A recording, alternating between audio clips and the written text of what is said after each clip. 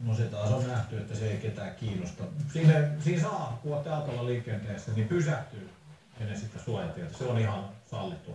Kokeilkaa sitä joskus. Pysähtyminen ja henken vetäminen, se on sallittua myös.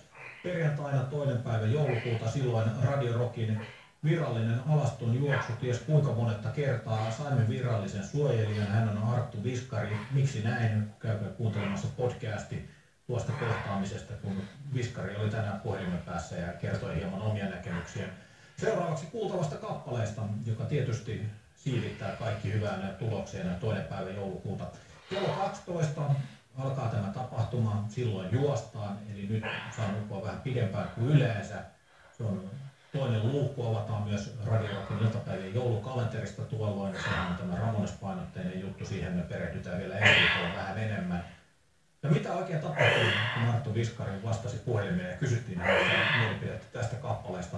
Tämä biisi ja kaikki vastaukset, mitä Arttu Viskari antoi, niin löytyvät Radio Rockin podcastista, käykää siellä kuuntelemassa. Ja mikä tärkeintä, ilmoittautuminen tähän tapahtumaan, se on vapaaehtoista. Se on tällä hetkellä auki radiorock.fi. Eli jotenkin näin se menee.